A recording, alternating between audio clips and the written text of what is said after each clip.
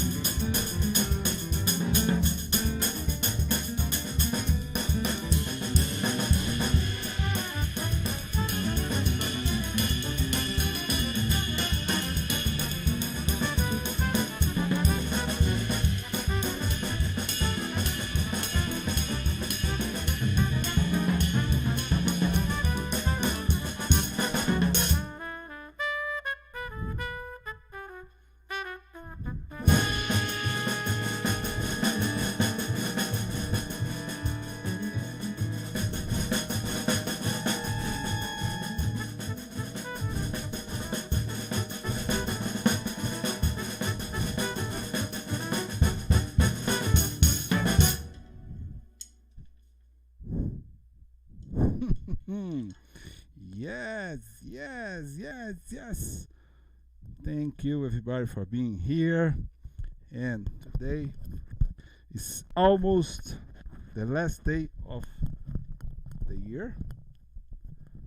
I'm always have some problems with my equipment, but for now, people, I want to ask you to clap your hands for this amazing woman, amazing musicist, an example for all the music in the world. Please clap your hands to Terri Lyne Carrington. Hey Hey, Terry, how you doing? I'm fine and you? I'm great. Thank you for that lesson. That was amazing. Oh, thank you for being here. Thank you for being here and talking with us. Oh, Oh, my pleasure. That was beautiful listening to you play. And my first thing is, where did those cymbals come from? They sound so beautiful. I would like to wow. steal them. Oh, yes. That is. Thank you for saying that. It's an honor to me. And that symbols is very new. Is from Mino. He's a foundry reserve from Mino, and I just got them. I just started to use them. It's not my first presentation, but all of them is from Mino. It's a kind of jazz line. Yeah, beautiful. They sound Oh, great. thank you so much. And talking about sounding great, I was listening your sound, and you're sounding great every time, every recording that I was taking the recording that the jazz styles in the early albums, and that last one you have the drum set a little muted with a pop sound and with a kind of muted and very low floor tone that is beautiful. The sound is beautiful. Oh, thank you. I'm glad that you think so.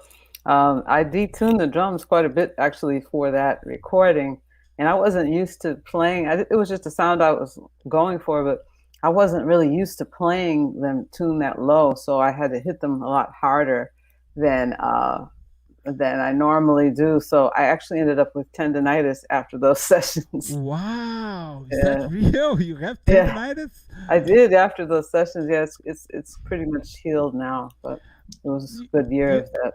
you know that's a little it's not weird, but it's strange because it's not sounding that you're hitting high, you're hitting hard. It's sounding very smooth, and the bass drum is so low and so. It's I love the high turning, but the low turning is beautiful. It's a kind of hug that you give in the audience. Yeah, Yeah. it's kind of a warmth, right, to those low sounds. Yeah, they don't resonate as much, so you're not hearing as much overtone. And Yeah. yeah, I mean, a lot of the younger drummers, I think, today are tuning like that, a little closer to that than that higher tuning. Yeah. Um, but as I said, I'm just not used to it. So, Yeah, yeah. And how about the tendonitis? Is good now? oh yeah, it's good now. Now the problem is I haven't been playing. I haven't played but twice in a It's the year or opposite. so. It's the opposite. We are just playing at home. Are you doing something playing with live music in these pandemic times or no? No, I haven't. I've played twice with Yeah. other people, and a few times just some home things, but that's not really the same, So I haven't played with other human beings other than twice. Yeah, yeah. That is thing that is something that I more are missing in this tempo because we have more time with the music. I think we have more. For me, we are not traveling, and I have more contact with the instrument to practice, to with the piano to compose to composing something or to studying, to preparing something to after the pandemic. Hmm. But I miss to play with people, and I miss to change the vibe, and Yeah, I do to too. Yeah. I get what you're saying. And I've been so busy doing other things that take up a lot of time, so I haven't been practicing either, which is terrible. So I'll be fighting myself. I have to play a little bit next week just by myself in the studio, but I have to do a lot of warming up between now and then because I'll be fighting myself. Yeah, but it's a good fighting. It's a good reason. Yeah. Hey, Terry, we Hmm. have a lot of. I have this paper to ask you. I'm sorry for that. Yeah, that's but okay. It's a lot.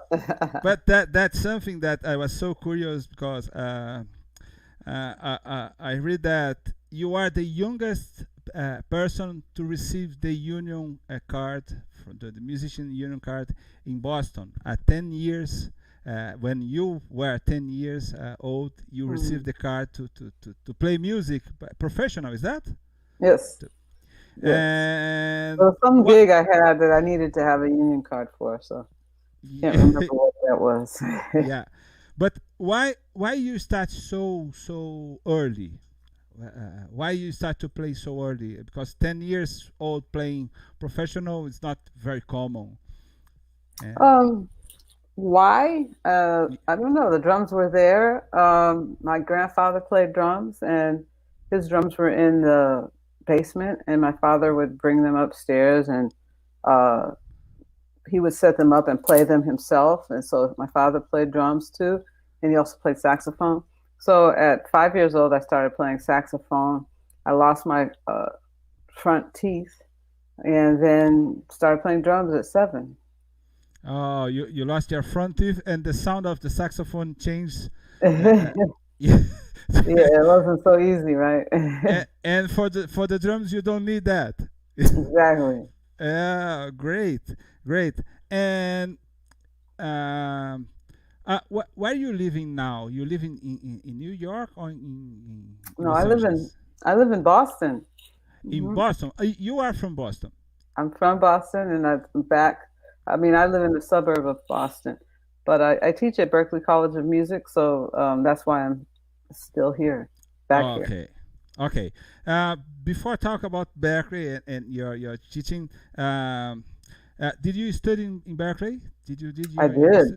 I got a Yeah. scholarship there when I was 11 years old, and Oh, yeah, I sat in with Oscar Peterson, and the president of the school was there, and they offered me a scholarship. But I had been taking piano lessons and drum lessons anyway there, so I started going once a week. I think it was Wednesdays after school, and I did that for about 6 or 7 years, and then went full time for about 3 semesters, and then I moved to New York. yeah. And when you moved to New York, you start to play with a lot of different great musicians and jazz musicians. How was that experience for you? So young, start to playing that with these people so experienced and so I don't know if it is for you, but for me, it's something that you start to play with the people that is the reason that you start to play. Sometimes, Right, right. Yes, absolutely. Um, I was very fortunate because I grew up seeing live all of these people playing. My father knew so many musicians. So when they came through town and they played in local clubs, my father would take me to go hear them. So I already knew so many musicians before I moved to New York.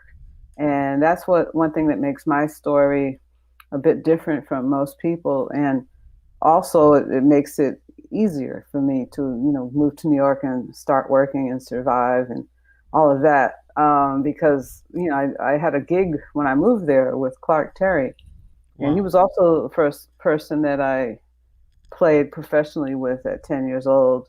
Out of town, I went to a festival in Kansas with him, wow. and so then when I was 18 I started touring Europe and the world with him, but there were so many other people too. So I had an advantage in that way, but it was still uh, very, what's the word I want to use? It was very, daunting in some ways, to play with these musicians that I had admired all of these years. And they gave me a chance. I mean, I think that's a big thing. They were really seeing my potential and Yeah. helping to mentor and apprentice and helping to develop a potential they saw. I did not come fully baked. I wasn't all already hadn't arrived at anything yet. So I still haven't arrived, but um, I think we have to do more of that with young musicians, both women and men. We have to look at their potential and help develop these young musicians. And I was very fortunate. A lot of young women, especially, haven't had that kind of mentorship that I've had. That's great. That's great. Um, that's something that I can see in the jazz scene sometimes. The musicians uh, take take some guy that some music that has the potential, and bring him and and afford him to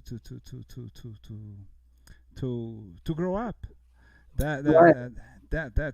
I think here in Brazil there is a I don't know if you know Emeto Pascoal. Of course.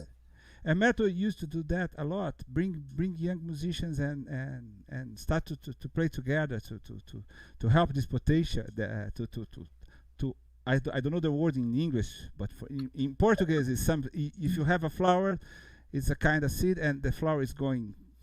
blossom, yeah. Yes, I Yeah, think it's the plus. the Yeah, is that? blossom. Yeah, yeah. Sure.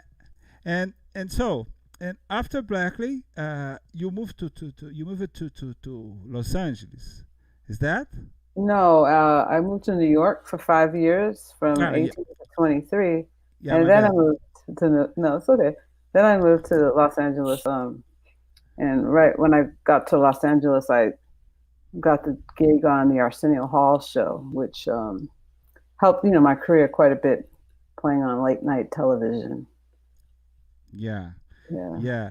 And and in Los Angeles, you released your first CD. Was that time your first Yes. album? It was the same time that I was on the TV show.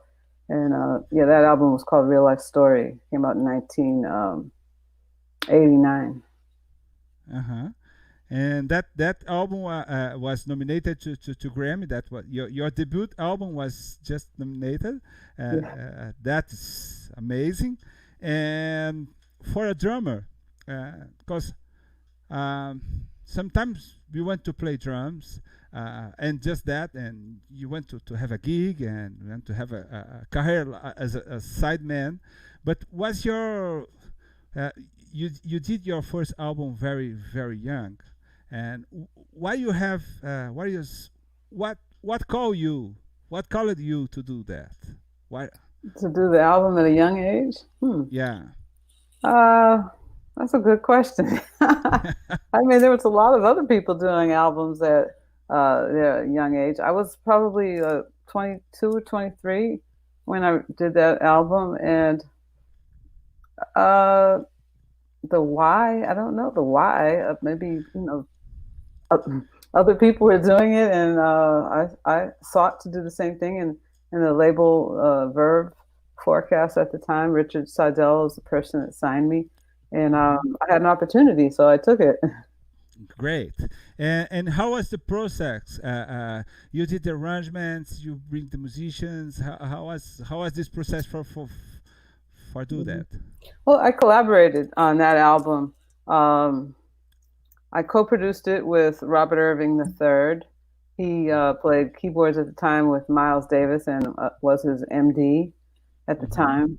Um, all of the people on the album were friends of mine or people that said, they wanted to help me out and, come play on something. It was a pretty amazing, actually. Those people, Grover Washington Jr., Santana, um, John Schofield, uh, Patrice Rushen, Don Elias, Gerald Albright, who else? Diane Reeves, Greg Osby, Keith Jones.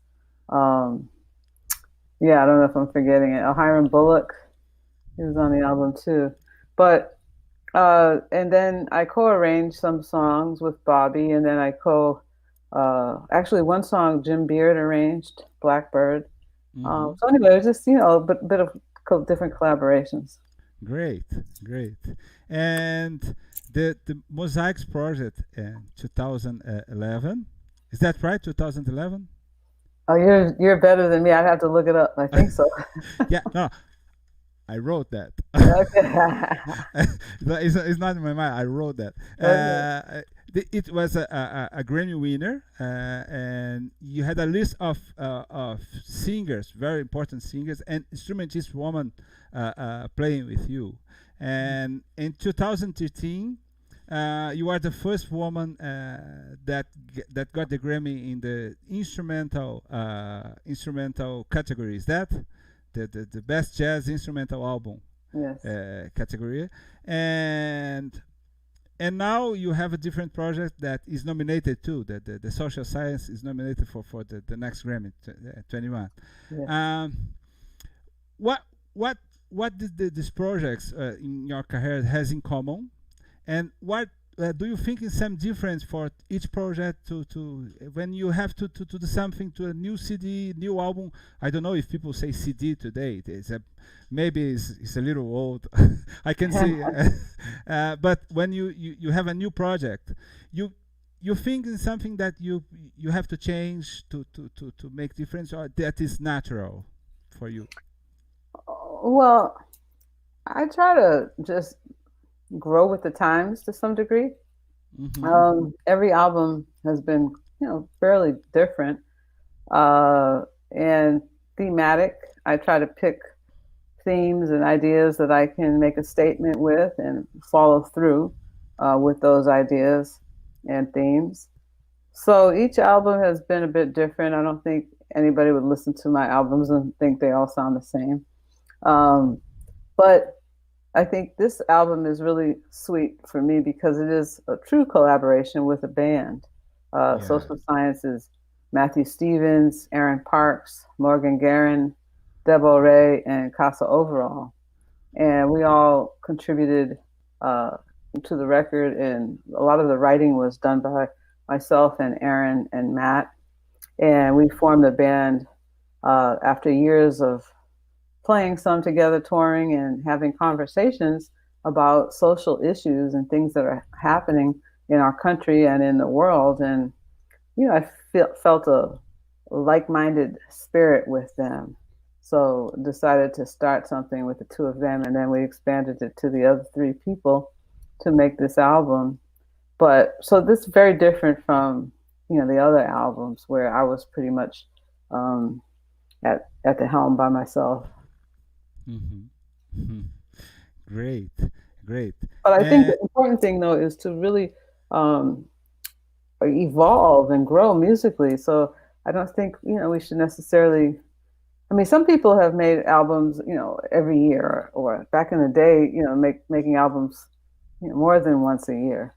But, for me, I think it's important to have something to say and to grow with the times and expand yourself. And I think that's something that's been good for me and key to some success that I've been having. Reinventing yourself and trying to stay relevant. That's reinventing yourself. That is the challenge, and that keeps you alive.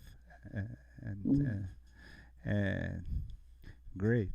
And you are an example with a brilliant career as a musician, as a producer, and for anyone.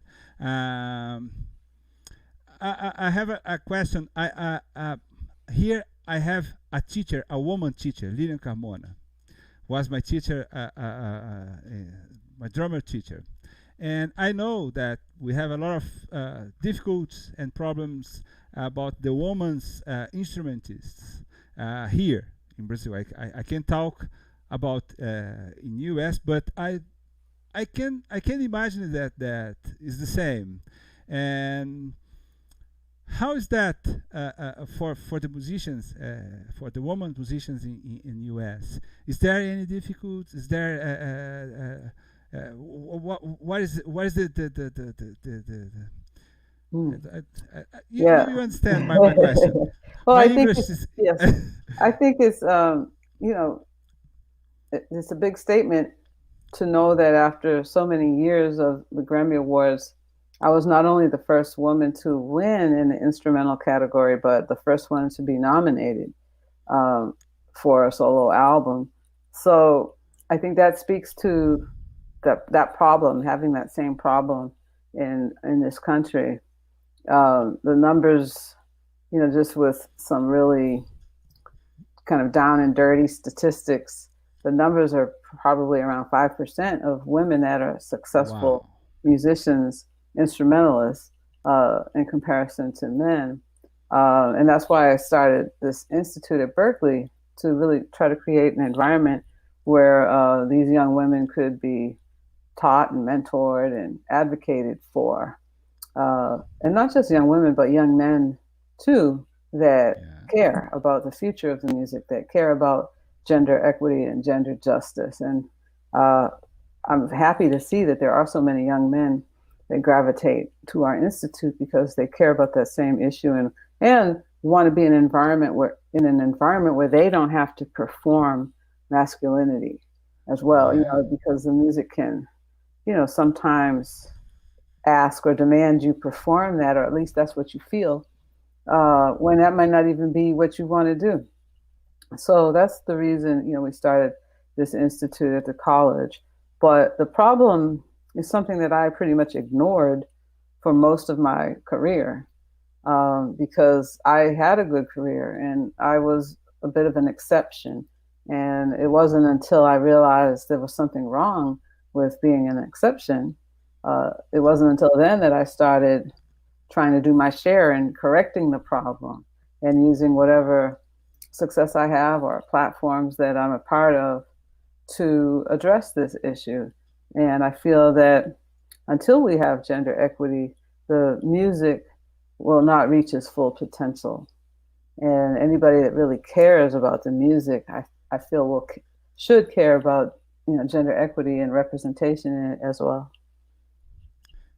Great. And how long you have this jazz and gender justice in Berkeley? It's been a couple of years now. We're, I think, 2.5 years. 2.5 years. You Yeah. know, I went to that. That is. I think that is. I don't know the word, the right word, but it's a kind of subject or issue that we are talking more and more, and that is very good. And we have to talk more. We have to feel more the difference and to find the equence. Is that the word? E- e- Equity? Equity. Yes. I'm sorry Mhm. about my bad English, Oh, no, it's but okay. but I remember that I went to Juilliard's and to do some kind of residence that we did with the school that we have, Hmm. and maybe it was 2014 or 15, and they are very concerned about that.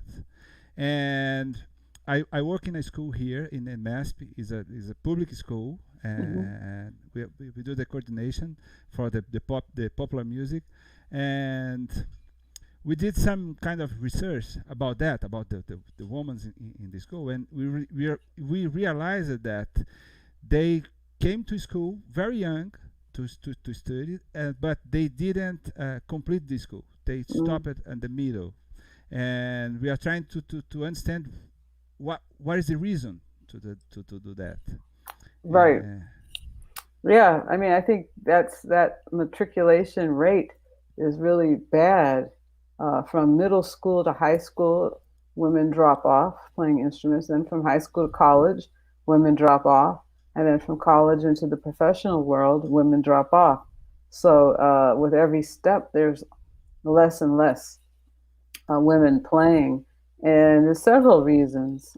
Some are because they don't have the support, even from home, from their parents. yeah, Uh, yeah. but the larger reason is, I believe, is that they don't have a nurturing environment. They don't have band directors from high school. They don't have teachers that really care about their success. I mean, of course, there are some that do, but I've heard so many stories from young women talking about how their band directors wouldn't give them solos or force them to play instruments they didn't want to play, um, or just it being such a boys' club that they didn't feel like they fit in. So all of those reasons, I think, are the bigger reasons as to why women uh, don't continue. Yeah. So, I've, I don't know what what do you think, but I think people is working for that. I can see a very I can see A light at a the end of the tunnel. yeah, yeah, an expectative, but there is a beautiful word for that. That is a esperança in português. Mhm. I can.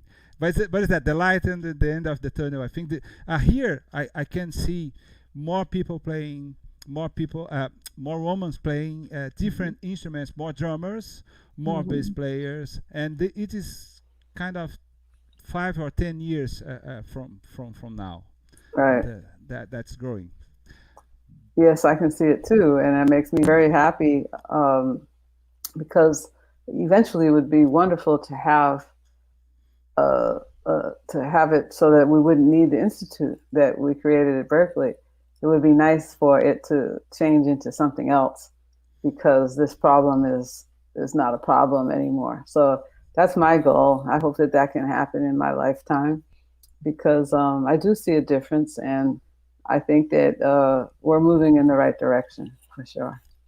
Oh, that is great. That is very that is so esperançoso. I have I have to know this word. Hey, Terry, we have a lot of comments here, and people are uh, doing some question. okay. Do you mind if I read someone from?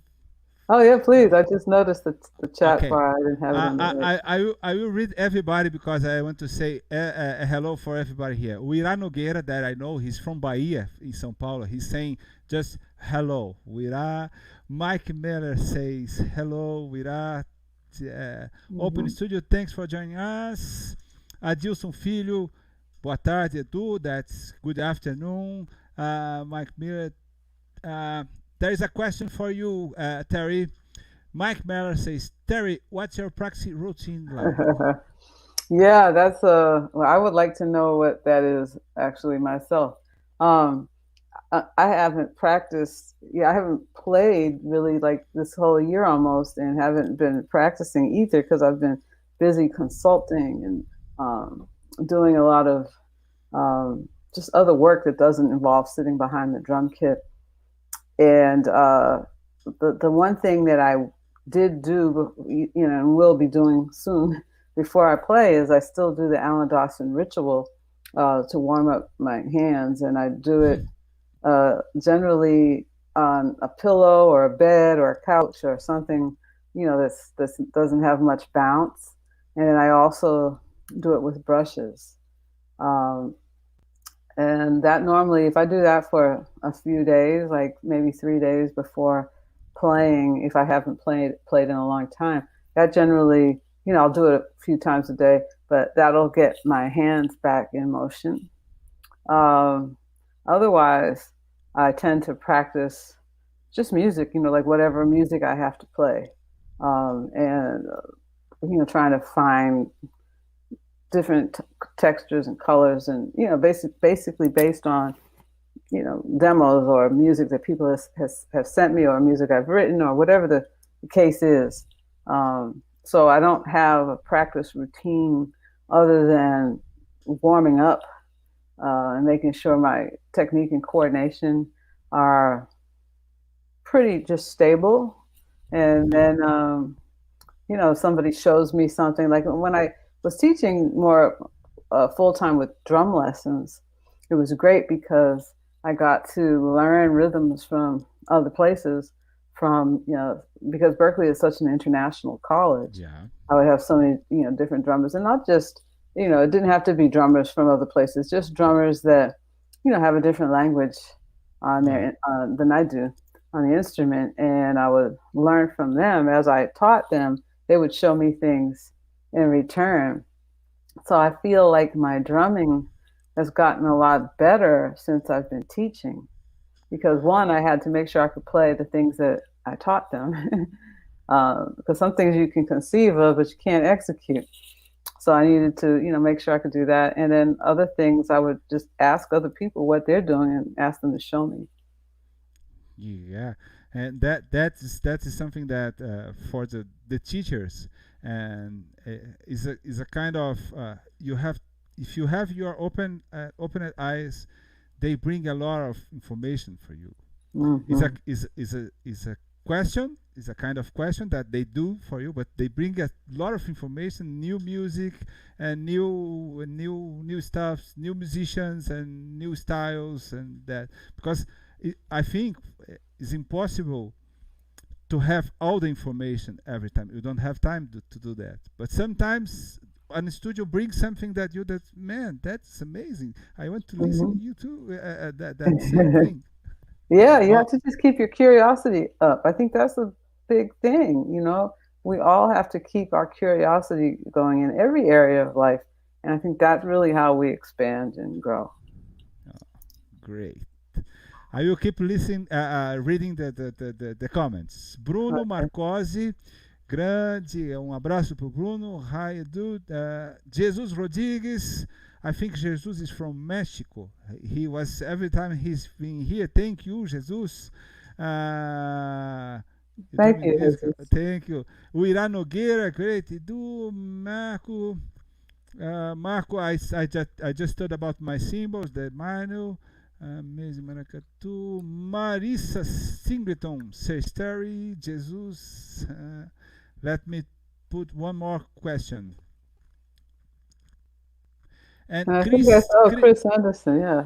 Chris says, Terry, miss you, chart reading classes and private lesson. Best, Chris Anderson from Denmark. I remember you, Chris. Yep. How are you doing? He was your student? Yes, yes. I remember Uh, him clearly. And Jesus uh, has a question. Jesus has a Oh. question. Can you talk about your experience being Alan Dawson student? Yes, as I just mentioned, um, his ritual is something that I still play today, the rudimental ritual that you can find online. And it's also in John Ramsey's book.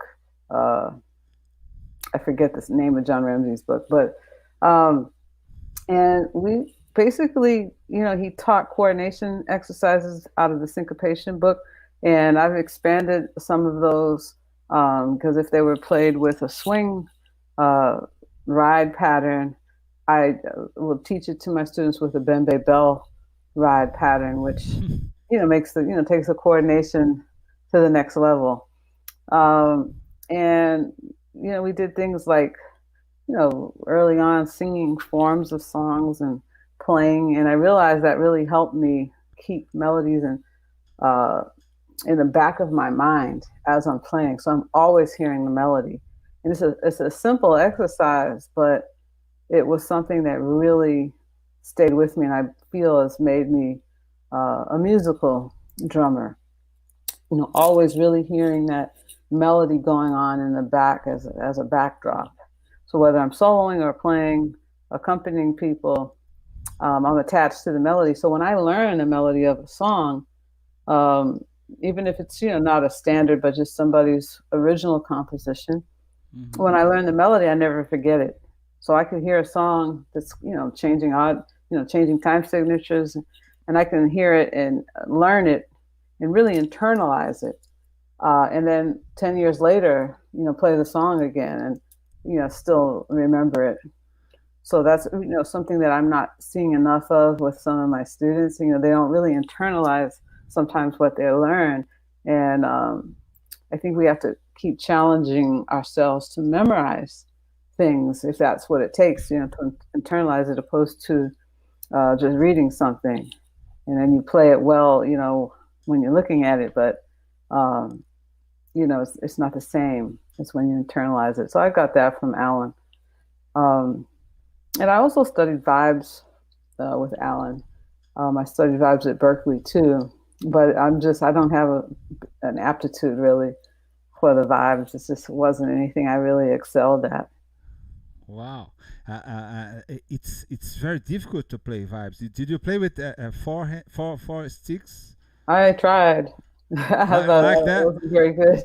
I had some lessons in the university too in the school times, but was so hard to play that. And in these times I didn't play piano, and now I was today no someday I was thinking that I want to try vibes one more time. Uh-huh. That is a beautiful instrument. It is. I love Is the sound of it, and so many yeah. really cool players on it, and it's so textural. Um, but I just, yeah, that'll be on my bucket list. Yeah, yeah, yeah. So, and Jesus asking that. We are saying that Terry, you are amazing drummer. Thank you. Colin Vanderick, hey Colin, how are you? Elja, love her playing and sing at Herbie Hancock Future 2 Future Concert 2002. Oh wow. Huh. Yeah, I Tony, sang one song on that concert. Yeah. Tony Claret, drummer and singer. Ramon Montager is from here. Is a great drummer from here. Is clapping hands. Carolina Maia. Let me see if you think one more question. Bruna Barone. Hello, Edu and Terry. Bruna is a Brazilian drummer, a woman, great Okay. drummer from São Paulo. And Tony Claret. I watched Terry singing with Herbert Hancock. Is the same in your current production. Do you continue to sing? Do I continue to sing? Yes. Yeah. I, I sing on probably it averages about one song per CD. um, I sang one song on the Mosaic project, the first one, and then I did a Mosaic follow-up album called Mosaic Love and Soul. I sang on one song on that. I didn't sing on. Well, I did actually sing uh, on. No, I didn't sing on Money Jungle, but this new album I'm singing on one song too, and a little bit of background on a couple of other songs. But one song I'm a little bit more featured on. So I sing a little bit, and I try to keep it. Um, I mean, I really enjoy singing. I just don't have much range, and I don't have a really trained instrument, so I don't. I'm shy about singing, but I do really enjoy it, especially when I can have many takes doing it in the studio. If it's live, then it really has to be something that I feel like my voice can handle naturally without, me straining or, trying too hard. Especially if I'm playing drums too, it becomes a bit of a challenge. Yeah. And when you sing live, you sing playing drums too? Yeah, sometimes, but um, it has to be an easy song, like something that I don't really have to think about the drum rhythms, and I can Uh-huh. focus more on singing. So Yeah. I kind of got in practice doing that. I was also on another late night TV show called Vibe TV, which was a Quincy Jones production. It was hosted by Sinbad, and I had to sing a lot of background on that, but the grooves were fairly straight Yeah. and simple as far as the coordination. Yeah. Nothing simple because you got to make sure it feels good. So that's never simple, but that kind of got me in the practice of being able to sing and play. Great. Great. And uh, they talked about Herbie, and I know that you played a lot with Wayne too. I Hmm. don't know if you can told us some good experience that you bring from them, because it's the same that we said we talked at the starting, that we played with something that make something to the music before you. And is there any experience and anything that you can share with us? Wow, from Herbie and Wayne. Yeah. Um, wow, I mean Wayne, he really is somebody that has influenced me deeply over the years. Not just his musicality, of course, and musicianship, but he was a bit of a mentor in so many ways, just my development as a human being. Um, Through both Wayne and Herbie practice Buddhism, and through their Buddhist practice, they see life a certain way, which I found to be, um, quite inspirational and influential on me. So Wayne would say a lot of things that I still repeat today to my students and to myself when I need to. And one is he would say that that music is a drop in the ocean of life. And Wow. he would say, "I'm not what I do what I am." And those things are really inspirational to me because I used to really get too concerned with how I played. It was everything was coming from my perspective and what Hmm. I thought I was doing to contribute to a situation, and not opposed to looking at the entire situation, the entire team. And I Hmm. was too focused with a microscope on my own playing. So Hmm. when he said, it was after a gig and I was, really feeling like I hadn't played well. And that's when he said, music is just a drop in the ocean of life. And what I took from that is that I needed to live more and I needed to understand life better and I needed to focus on other things so that I would have more of a world view and a global view and not just a myopic view of my own playing. And Yeah. so I found that to be really helpful. Oh, that's And Herbie and Wayne always talk about that they're playing life and not music. And that seemed like something really far away for me to grasp at the time. But now I understand that so much more. Hopefully, I'm trying to do that too. And I think that really speaks to connecting with humanity.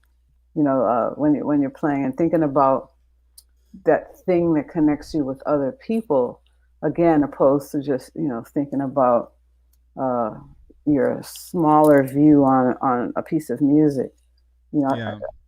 like once we were playing in Switzerland, and Wayne said, "When you go play, I want us to think about playing with courage in a way that if there's a woman in the audience that's in an abusive relationship, you know, that she has the courage to leave."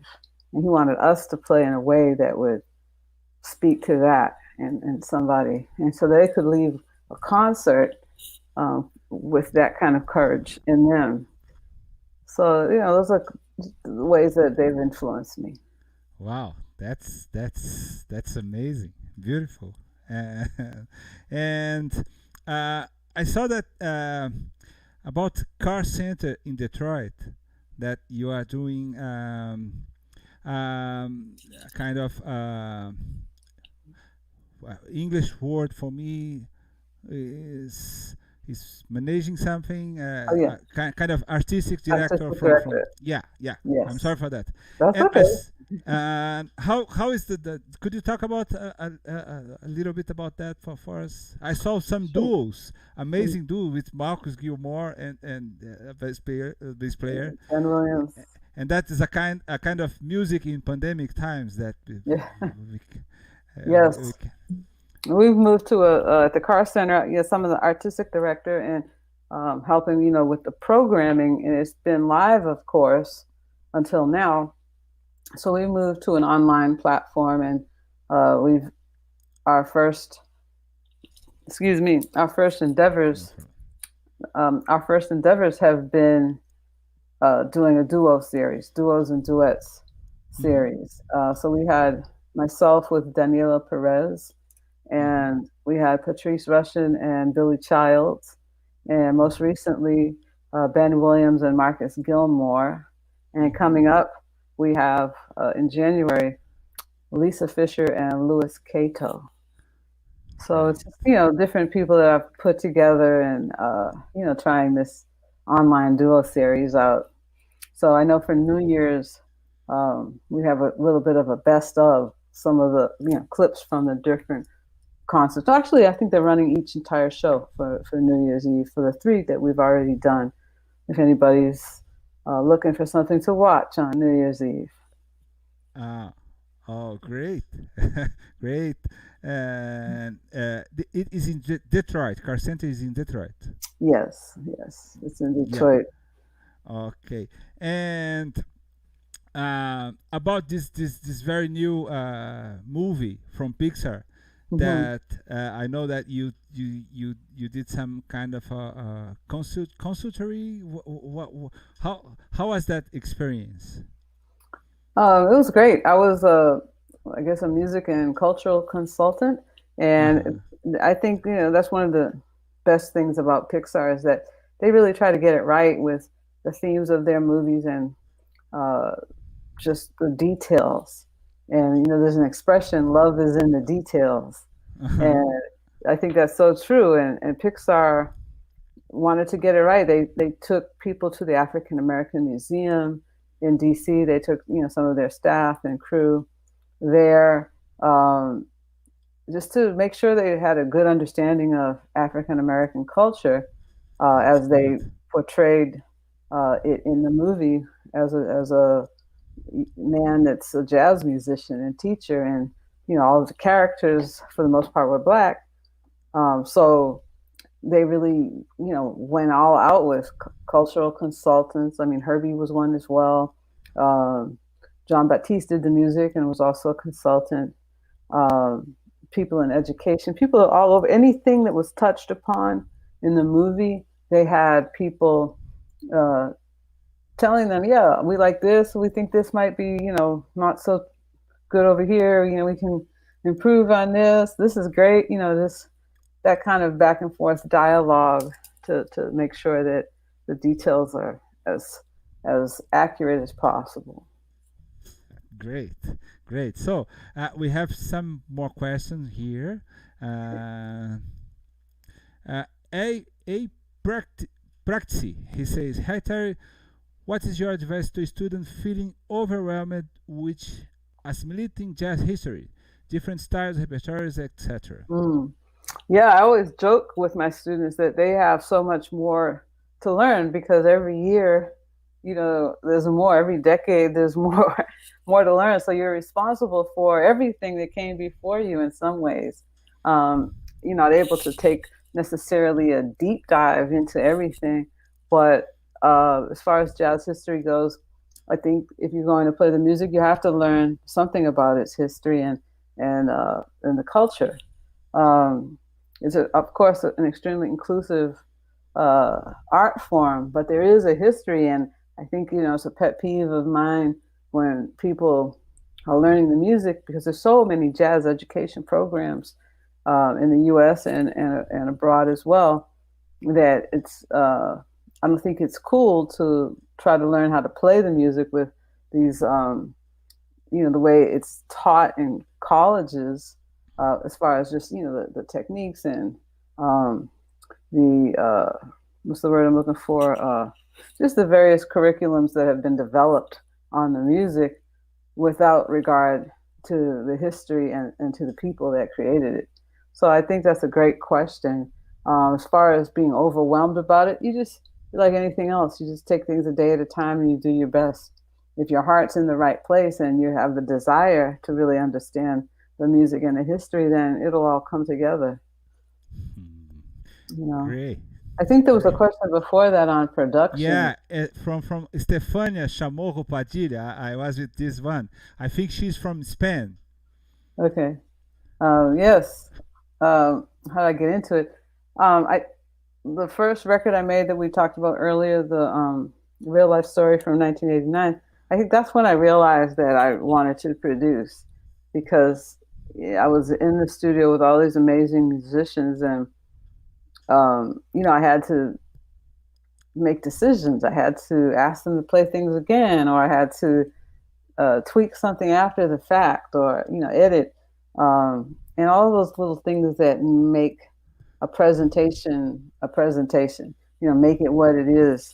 Those were the things that interested me, and tend to spend a long time on, rather than feeling like, well, I just played and you get what you get. I was always the person that wanted to do more takes and have too much opposed to too little. And then if I'm on other people's record dates, I was always the person that would make suggestions, maybe to a fault. Some people say, "Okay, that's enough." This is not your record. This is our record. But so I just feel like, yeah, I just feel like that I gravitated to that part of music making, and I really enjoyed it. And I like the feeling that I get from seeing something recreated from kind of like nothing, just a piece of music on a paper, and then seeing it develop into something tangible. Great, great. Mhm. So Estefania just confirmed she's from Spain. She said, yes, saludos from Spain. Ah, And okay, let's take a little bit more because we are uh, going to our end. A practice, we did that. Ivory Daniels Jr. I love the All Family Band in Mosaic's project, and I saw you in Atlanta at Piedmont Park. Love your style. thank you, thank you. Uh, Wira has two questions. Would like to ask her what's the best way to play jazz properly. Well, if I could just say that in a couple of sentences, I would be a rich, rich person. Because there's no one way, and it's a lifetime. Yeah. It's a lifetime of studying. Um, you can't learn it really in a school. You can learn techniques and skills, but you can't really learn how to play jazz because it's also um, it's part of a culture that you have to study and learn as well. Um, so it's all of the above. You go to school, you have teachers, you listen to the records. That's huge. You really listen to the records and try to cop from the records. Try to copy what they're doing. You find mentors. If you don't have any, you go find some. Mhm. Anybody that really cares about the music will mentor you. Um, yeah, I don't know. It's all of those things. So good luck. Great. So we are running out of time, but I will read the last one from Narrow Canfield. He has two. I will the two together. Terri Lyne, did you or Jorge Haynes play the drum fill in soul? Oh, I didn't play any drums in soul. Uh, Any drums that you heard, any jazz drumming that you heard in soul was either Marcus Gilmore or Roy Haynes. They were both credited and they were both at the session. I'm just not sure who played where. Um, so Marcus Gilmore is Roy Haynes' grandson, yeah. and so yeah, it was beautiful that they were both there and involved in the Uh, movie. Yeah, Mhm. Marcus. I met Marcus in Japan, and he was a teenager playing the big band from the festival. It's Oh, really? amazing. Yeah, yeah, yeah. Long time Yeah. ago. And Neil say you do consider doing a jazz documentary on the great jazz education context. Jazz historian Bob Bedford, who is now 86 years and lives in Pasadena. Well, I don't fully understand that question because I don't do documentaries. I'm not a filmmaker, and I don't do them. So, I mean, I think it would be great if somebody did do a documentary on him. Of course, he's an amazing musician and also the father of a singer that I love, Carmen Bradford. But yeah, I don't do films. So, but that May- would be nice. It would be nice. And okay, we have to say thank you for everybody. To Toddy Cooking, Ivray, thank you. Wira, thank you. I want to say thank you for everybody that is being with us here for today, for the almost the last day in 20,000. That very strange year that Yeah. we are passing. I heard something today. I heard something today that I was so was a little deep because everybody's complaining about the 20 what is it the 2020. Yes. Hmm. Thanks. Everybody's complaining about that, But the guy says, I just will accept complaint for someone that really lost something in this Mm, year. mm, And everybody's complaining for everything, but if you don't lost something very significant, we we can't complain about this year. We can, mm. because there is a lot of things happening here in Brazil. Is amazing that the number of death and the number of people losing his jobs and things, and to be we have to be positive and try to live that. Mm, absolutely. I think positivity and hope for the future and reevaluating ourselves and our lives and what we contribute to the world. I think all Yeah, of that is super important right now as we move into this new decade. I think this is a year of transformation, and mm-hmm. we all have to participate in creating a society that we want to live in. You know, I think Yeah, that complaining uh, is really just to vent, to get things out off your chest, and I understand that too. But I think it's more important for us to take action in the various ways that we can to make a better world and society. great, great, amazing, and thank you for this wonderful job that you are doing besides the music. I heard that you said that uh, you don't want to be just a great drummer. You want to be people that give a legacy bring a legacy for the people, and that is important. And you are doing an incredible job with this issue. Thank you so much. Appreciate that. And Uh, thanks for, all that you're doing and for playing so beautifully too. I really enjoyed the oh, opening thank. piece. And as I Oh, said to you in the email, I enjoyed you on some records I've heard, and I hope to meet you. me And too. Me too. Me yes. too. Uh, and that, if you want to say something for people before we close it, please be free to do that.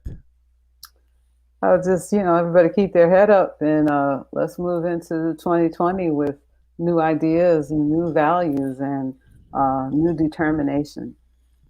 Great, great. And I have to say that this streaming live is sponsored by Open Studio Jazz.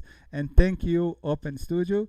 And I know that you say Happy New Year tomorrow, and I can say Feliz Ano Novo para você, Terry, and for everybody here. Thank you for being here, please. Thank you. Thanks for having me. It's been my pleasure. Thank you to Was Open Studio as well. was a huge pleasure. My pleasure.